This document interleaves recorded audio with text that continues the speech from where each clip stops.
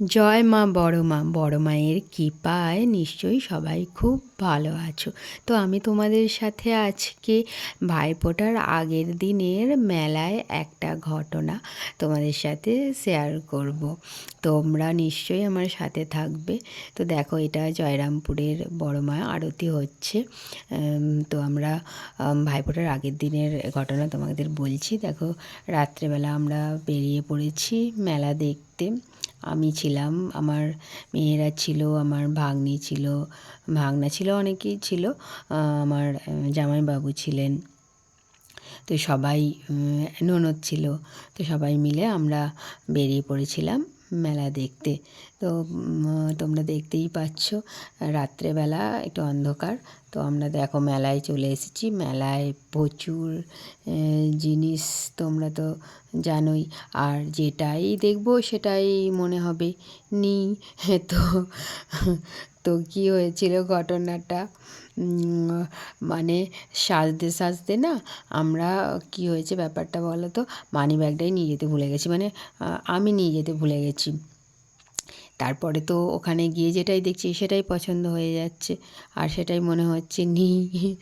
তারপর আমার মেয়ে তো আমাকে পাগল করে দিচ্ছে যে মা এটা নেব সেটা, মানে যেটাই দেখবে সেটাই নেব, বাচ্চা ছেলে যা হয়। তো আমি মানিব্যাগ নিয়ে যেতে ভুলে গেছি।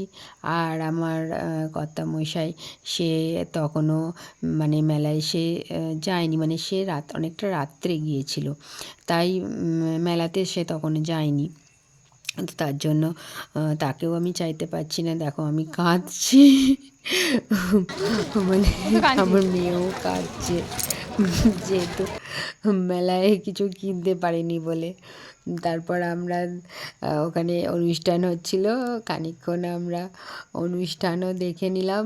দেখো এরা কত সুন্দর নাচছে, কলকাতা থেকে এসেছিল নাচের গ্রুপ একটা, খুব সুন্দর নাচছিল। আমার ইচ্ছা তো ছিল তোমাদের প্রত্যেকটা নাচের ভিডিওগুলো সুন্দর করে দেখাই, কিন্তু অত সময় নেই। অল্প সময়ের মধ্যে আমি ছোট করে দেখিয়ে দিলাম। দেখো, আশা করি তোমাদের ভালো লাগবে। তো আমার সাথে মেলায় সেদিন এরকমই একটা ঘটনা ঘটেছিল। তারপরের দিন অবশ্য আমি সাথে করে আগেই মানি ব্যাগটা নিয়ে নিয়েছিলাম।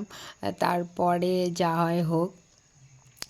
তো তোমাদের এই ঘটনাটার কথাই বলছিলাম।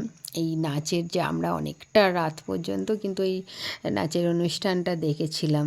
প্রায় তোমার আরম্ভ হয়েছিল এখানে মোটামুটি 8টার সময় আরম্ভ হয়ে গিয়েছিল, আর রাত 12টা পর্যন্ত প্রায় চলেছিল।